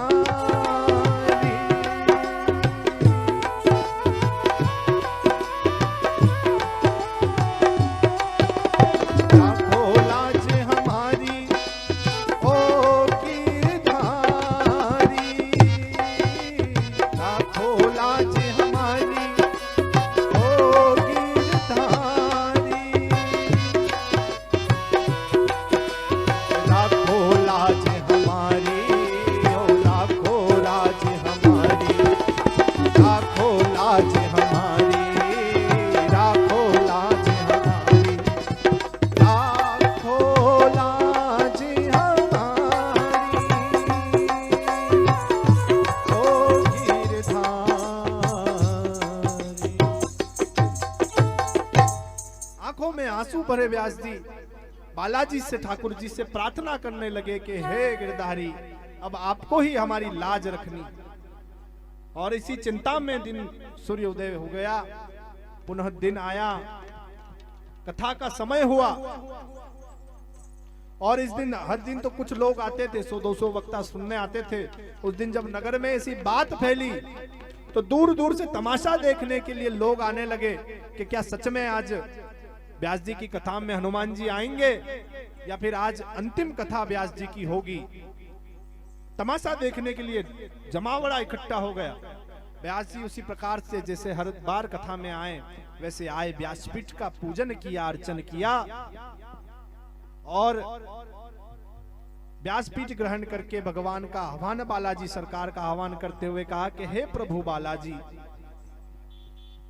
सिया राम के काज सवारे, अब हमारी भी लाज रखना। बड़े बड़े देवताओं के आपने काज किए, ऐसा कोई कार्य नहीं है जो आपके लिए असंभव हो, संभव नहीं हो। कवन सुकाज कठिन जग माही, जो नहीं हो तात तुम पाहि। ऐसा कोई कार्य नहीं है जो आप नहीं कर सकते। हे प्रभु, आज इस दास की लाज रखना और कथा में आकर के आसन ग्रहण करना। अब कथा का समय हुआ, व्यास जी माला करें, उनकी आंखों में आंसू डबडमाए और जो ही वो धूर्त व्यक्ति कहने लगे कि व्यास जी मान लो, अब तुम्हारी आंखें बता रही है कि तुम झूठ बोलते हो, कोई हनुमान जी नहीं आते, तुम लोगों को पागल बनाते हो, अपना धंधा चलाते। व्यास जी ने कुछ नहीं कहा, वो अपनी माला करते रहे, मन मन में बालाजी को प्रार्थना करते रहे। समय जैसे ही हुआ और उन्होंने कहा कि आइए बिराजिए पवन कुमार, आइए बिराजिए पवन कुमार, आसन बैठो मां अंजनी के लाल, आसन बैठो मां अंजनी के लाल। व्यास जी ने कहा कि हे पवन पुत्र, आइए आसन विराजिए प्रभु। और जैसे उस व्यक्ति ने कहा कि आ गए हनुमान जी, व्यास जी ने डबडबाती आंखों में आंसू लेके कहा कि आ गए। और वहां से 5-10 कुछ व्यक्ति लोग और वो धूर्त व्यक्ति भी आया। और कलयुग के अंदर हमारे ही राजस्थान में आज से 50-100 वर्ष पूर्व की ही घटना है, ज्यादा पुरानी नहीं, हजारों श्रोताओं के सामने की ये घटना है। कई लोगों ने जो है वो आसन हिलाने की प्रयास किया, उठाने का प्रयास किया। आसन हिलाना तो दूर, 1 इंच वो आसन हिल भी नहीं सका। बोले पवन पुत्र हनुमान जी महाराज की। व्यास जी की आंखों में आंसू, शरीर का अंग अंग झूम उठा और भगवान बालाजी को आभार करते हुए व्यास जी को खुशी के मारे कोई ठिकाना नहीं रहा। और फिर सनातन एक बार जीत गया। बोले सत्य सनातन धर्म की। व्यास जी की आंखों में आंसू और अपने इष्ट के प्रति इतना दुगुना विश्वास और पूरा संसार डंका मान गया उस दिन कथाओं का। व्यास जी के भाव कहने लगे, जय हनुमान ज्ञान गुण सागर, जय कपीस तिहु लोक उजागर। जय हनुमान ज्ञान गुण सागर, जय कपीस तिहु लोक उजागर। श्री राम जय जय रामा, श्री राम जय जय रामा।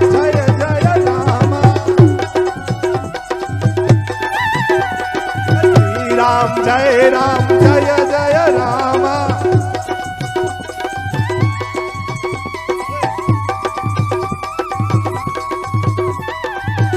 राम जय राम जय जय राम। श्री राम जय जय।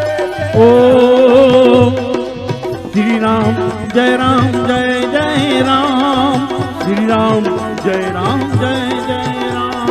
जय हनुमान ज्ञान गुण सागर, जय कपीस तिहु लोक उजागर। जय हनुमान ज्ञान गुण सागर, जय कपीस तिहु लोक उजागर। साधु संत के तुम रखवारे, असुर निकंदन राम दुलारे। साधु संत के तुम रखवाले, होत न आज्ञा बिन पैठारे। कवन सुकाज कठिन जग माही, जो नहीं होत तात तुम पाही। कवन सुकाज कठिन जग माही, जो नहीं होत तात तुम पाही। श्री राम जय जय राम। श्री राम जय जय राम। श्री राम जय जय राम। श्री राम जय जय राम।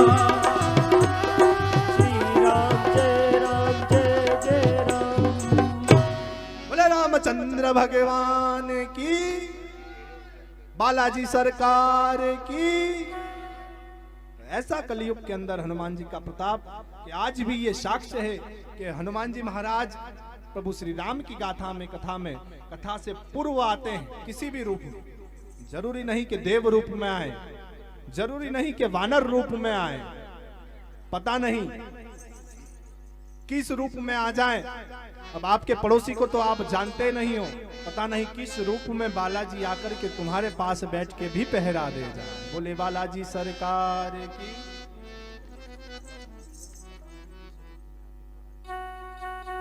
तो किस रूप में आ जाए बालाजी, किस रूप में वो नारायण रिझ जाए, पता नहीं। इसलिए भक्त ने क्या लिखा, पता नहीं किस रूप में आकर, पता नहीं किस रूप में आकर नारायण मिल जाएगा। नारायण मिल रूप में नारायण मिल जाएगा। पता नहीं किस रूप में नारायण मिल जाएगा। निर्मल मन के दर्पण पे वह राम का दर्शन पाएगा। निर्मल मन के दर्पण पे वह राम का दर्शन पाएगा। पता नहीं किस रूप में आकर नारायण मिल जाएगा। नारायण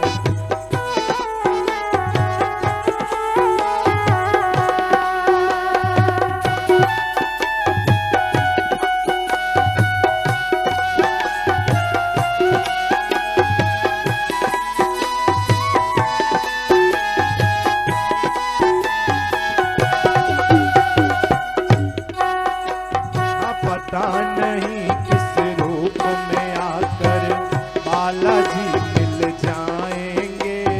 पता नहीं किस रूप में बालाजी मिल जाएंगे। निर्मल मन के दर्पण से हम राम के दर्शन पाएंगे।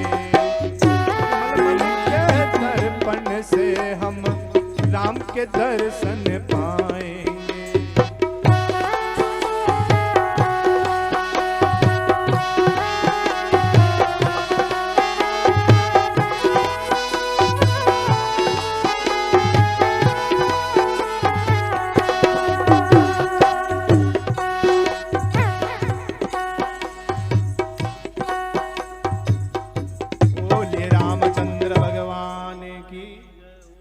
हमारे वीर बालाजी सरकार, एक और भजन पे हम जाएंगे जेठवा जी की मधुर वाणी से, उससे पूर्व मैं आपको बताऊं कि जब भगवान बालाजी सरकार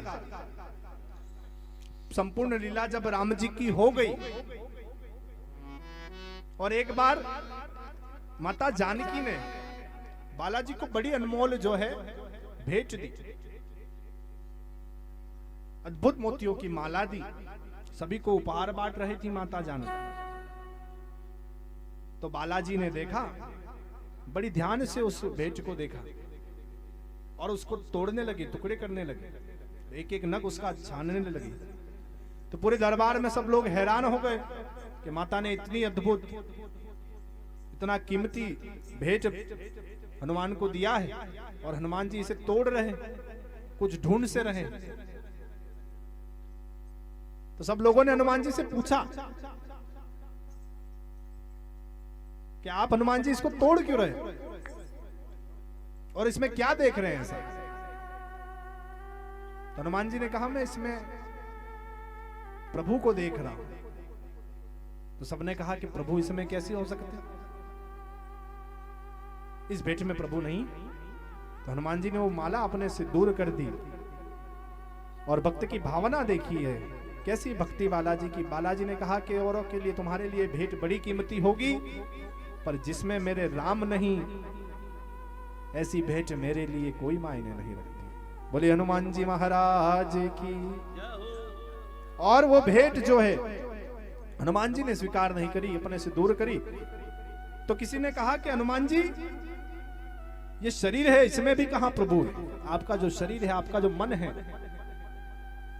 आपका हृदय, इसमें कहां है आपके प्रभु? हमारे प्रभु राम कहां है इसमें?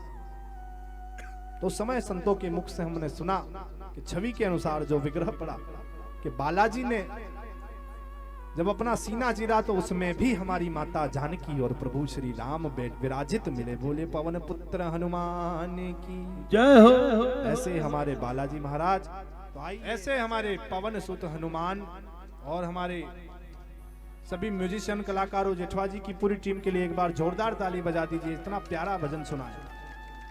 और मैं यहाँ के कार्यकर्ताओं मंडल से भी निवेदन करूंगा, सभी लोग साथ रहे और एक बार छोटी हम कथा सुनेंगे, इसके पश्चात एक भजन सुनेंगे, उसके बाद इन सभी सरस्वती की कृपा पात्र कलाकारों का सनातन परंपरा से सम्मान करेंगे।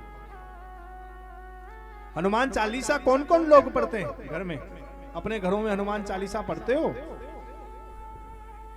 रोज पढ़ते हो कि मंगल शनि को ही पढ़ते हो? रोज पढ़ते हो? हनुमान चालीसा को पालन कौन कौन करता है? अच्छा बताओ, हनुमान चालीसा कैसे पढ़ी जाती है? बताओ कैसे पढ़ते हो? कहीं कहीं हम जाते तो लोग देखते, हम कभी ठंड का समय होता और एक हमारा प्यारा भक्त था, अब नाम तो वही कह देंगे, लाइन में नाम किसी का ले नहीं सकते, तो हम अपने प्यारे राम गोपाल को ही कह देते। एक हमारा प्यारा भक्त राम गोपाल सुबह सुबह जब ठंड में नहाता तो ठंडे पानी से उसे बड़ा भय लगता, तो वो लोटा भरता, पानी की बाल्टी से मग्गा भरता और जय डालता और कहता जय हनुमान ज्ञानी गुण सागर। जो हनुमान चालीसा उसको पढ़ने लग जाए। कई लोग जो है बाइक पे चलते हैं तब भी पढ़ने लग जाते हैं। कई लोग पूजा के समय पढ़ते हैं, कई लोग दीप धूप लगाते समय पढ़ते हैं। पढ़ सकते हैं आप, कैसे भी पढ़ें, पर तुलसीदास जी ने कितना प्यारा लिखा और उसे हमें समझना चाहिए कि हम इस पावन ग्रंथ का पूर्ण लाभ कैसे लें, कैसे इसके चमत्कार अपने जीवन में हम उतारें। तो हमने एक संत के मुख से सुना था कि इसके अंदर व्याख्या आई है, जो यह पढ़े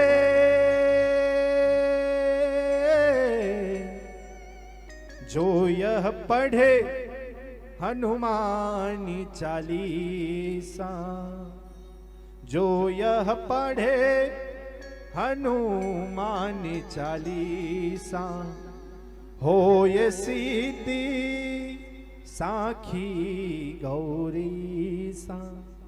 जो यह पढ़े हनुमान चालीसा, होय सिद्ध साखी गौरी सा। मतलब कि हनुमान चालीसा का जो पाठ है, जो वाचन है, वो हमेशा जो है पढ़ के करना चाहिए।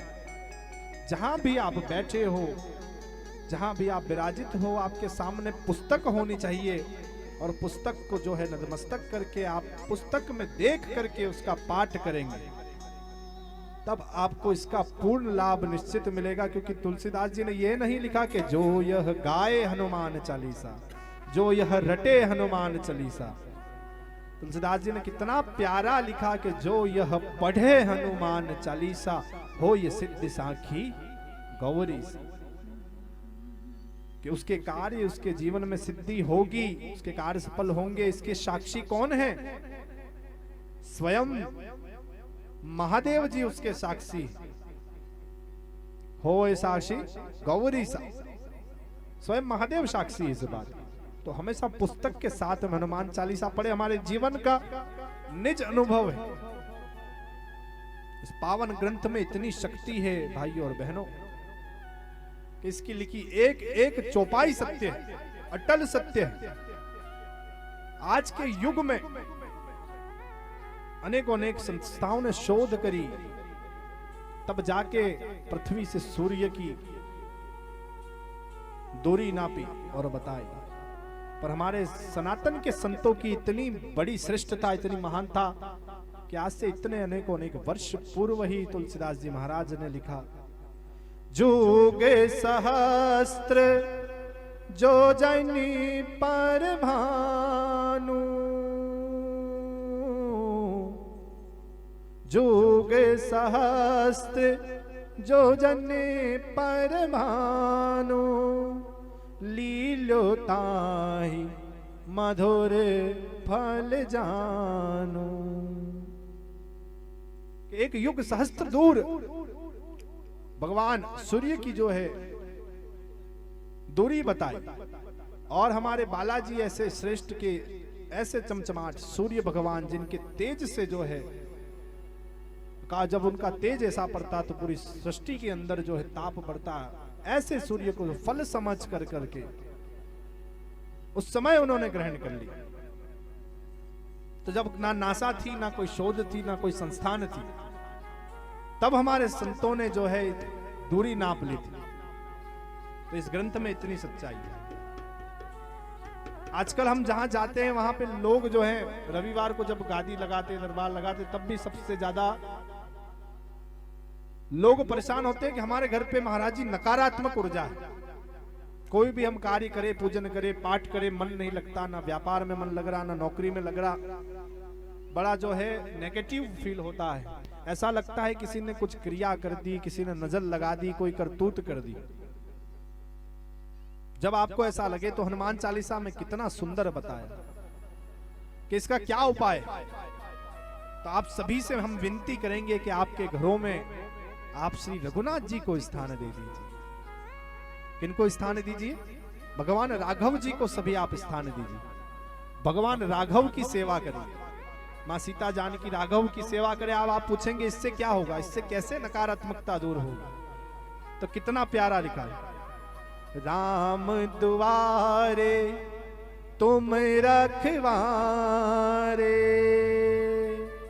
राम दुआरे तुम रखवारे, राम दुआरे तुम रखवारे, हो तीन आज्ञा बिन।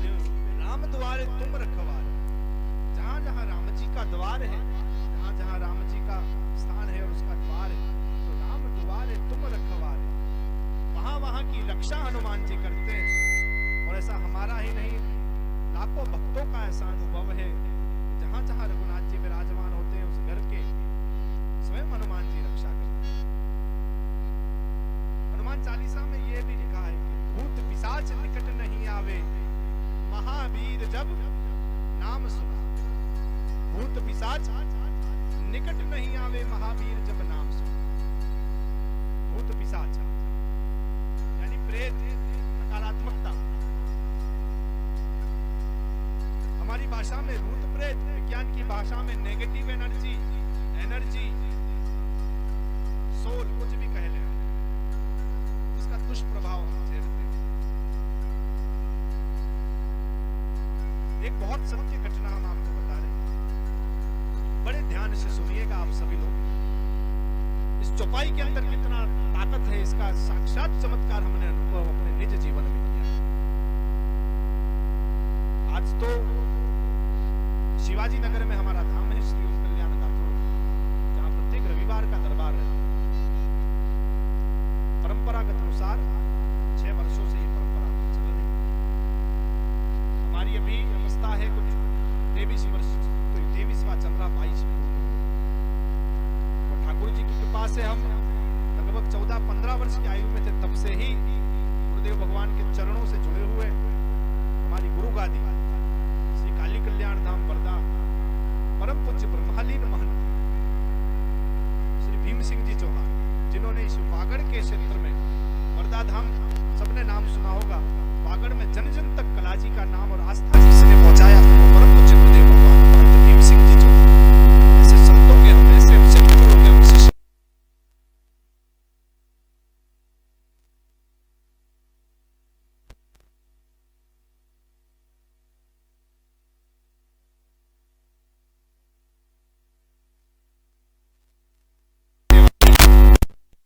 दसवीं 11वीं का हमारा अध्ययन पूर्ण ही हुआ था और बाल उम्र थी, इतनी समझ थी नहीं, पर शुरू से ही गुरुजी के साथ हम सेवा में रहते थे।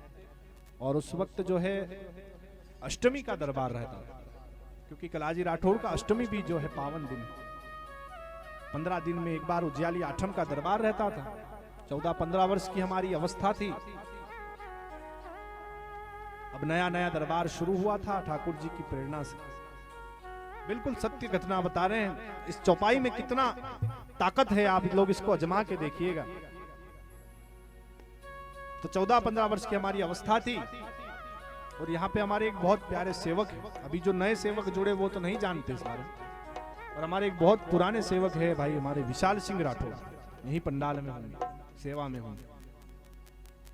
उदयपुर वो निवास करते थे, तो उनका जो है फोन पे अष्टमी को जो है संदेश आया, हमको फोन आया कि एक जो है बहन है, एक बहन की बहुत ज्यादा स्वास्थ्य खराब है और प्रेत बाधा, कोई प्रेत उसके शरीर में आकर के बात करता है और बहुत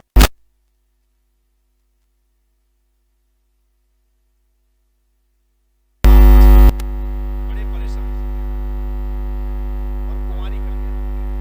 समाज में आसपास बहुत चर्चा होने लगी और प्रतिदिन उसका शरीर जो है सूखता है, ऐसी गंदी हालत में पहुंच गई बेटी।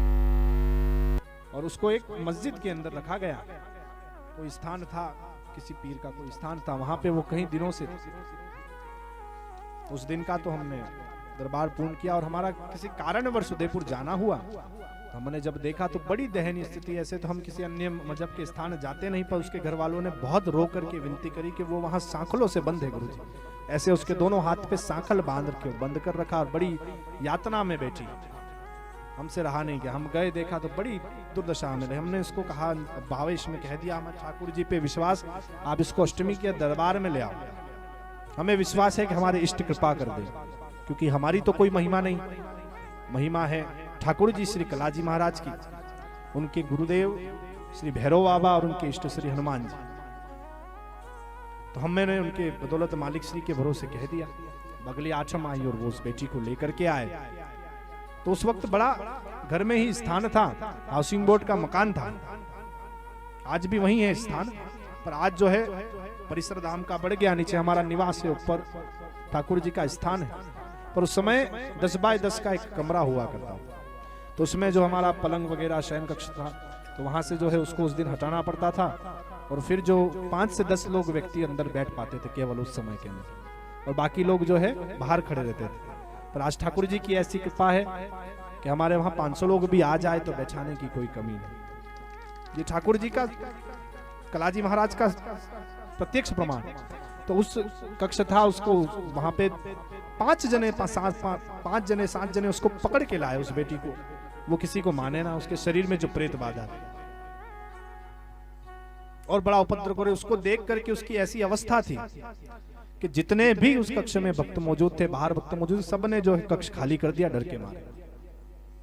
और हम भी शपथ खा के कह रहे हैं यहाँ व्यासपीठ से कि हमने भी पहली बार जिंदगी में, अपने निज जीवन में पहली बार, प्रेत रोगी कहीं सारे आते रविवार के दिन, ऊपरी बाधाओं के लोग कहीं आते, पर पहली बार उस दिन इतनी जबरदस्त प्रेत शक्ति देखी कि हम आरती के लिए तैयार हो रहे थे और बालपन था ही से ही हमारा, हमने जब देखा तो हम भी एकदम आश्चर्यचकित हो गए कि इसको संभाले कैसे हैं।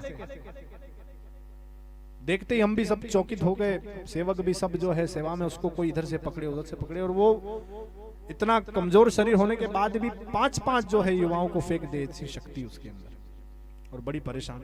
और जैसे ही उसने हमारी ओर दृष्टि डाली और हमको ठोक करके उसने कहा कि बड़े बड़े हस्तियां, बड़े बड़े लोग मुझे नहीं निकाल सके, बड़े बड़े औझा तांत्रिक दुनिया नहीं निकाल सके, और तू बालक मुझे क्या मेरा बिगाड़ेगा। सच बताएं तो हम भी बड़ा घबरा गए कि हमने इन्हें बुला तो लिया है, पर ये अगर दूर नहीं हुई तो जगत जो बैठा वो क्या सोचेगा कि ठाकुर जी की कृपा में इतनी शक्ति नहीं कि प्रेत तक नहीं जा सका। अब हम मन ही मन प्रार्थना करें अपने ठाकुर जी से कि हे मालिक, आज लाज रखो और इसे निकालो। बालपन तो हमारा उस समय था ही। अब आरती हुई, उसके अंदर उसका खूब बड़ा आतंक हुआ, खूब उसने जो है उस बच्ची को, उस शरीर को परेशान किया, सभी लोग भी निकल गए वहां से।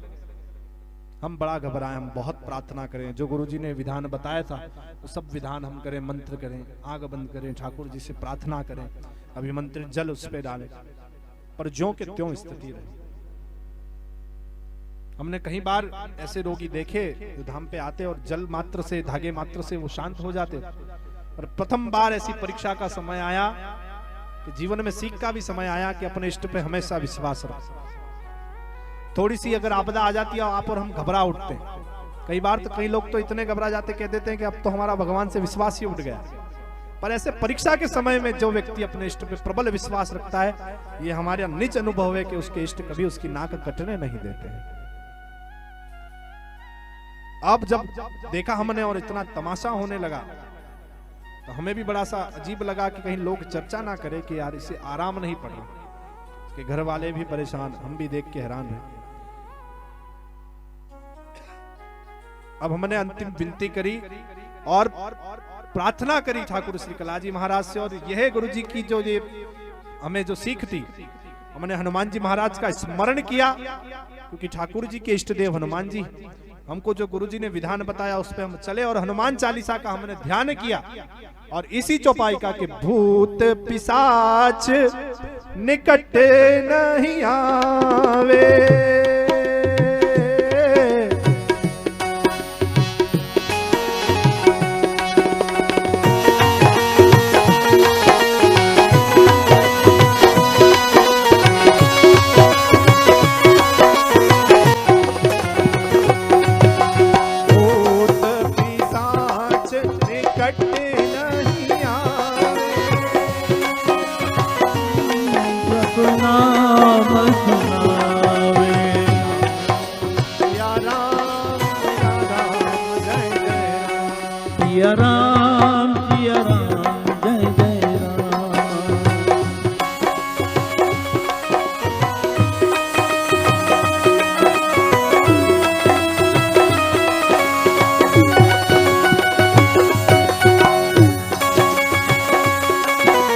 भूत पिशाच निकट नहीं आवे, महावीर जब नाम सुनावे। भूत पिशाच निकट नहीं आवे, महावीर जब नाम सुनावे।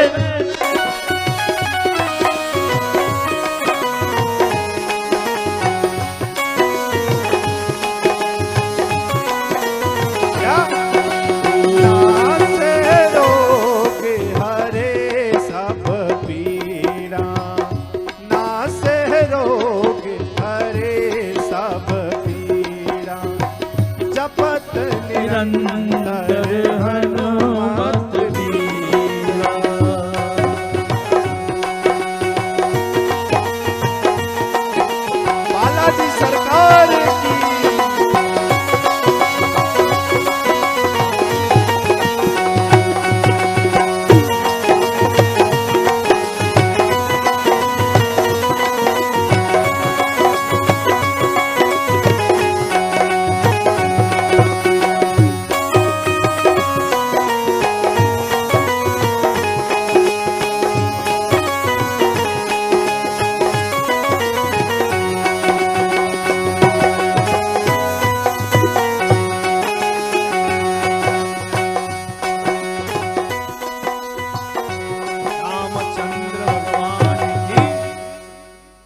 पिशाच निकट नहीं आवे, महावीर जब नाम सुना। इस चौपाई का हमने स्मरण किया, याद किया और ठाकुर जी कलाजी महाराज को, श्री हनुमान जी महाराज को याद करते हुए बोल दिया कि हे भगवान, अब आप जाने, आपका कार्य जाने, इस बच्ची को तत्काल आराम पड़ना चाहिए, वरना आज के बाद हम घोषणा कर देंगे कि इस धाम पे कोई प्रेत रोगी प्रेत बाधा लेकर के ना आए, यहाँ कोई निवारण नहीं होता है, सब कपोल कल्पना। ऐसा हमने मन ही मन ठाकुर जी को प्रार्थना करी और पुनः करवणी जल जो विमंत्रित केसर से बनता है उसका आह्वान किया, इस चौपाई का पाठ भर किया और उसको छिड़का और उसके तन बदन में आग लगी और ऐसी हनुमान जी महाराज की कृपा हुई कि तत्काल वो प्रेत रोगी माफी मांगते हुए उस प्रेत ने उस बच्चे का शरीर छोड़ा।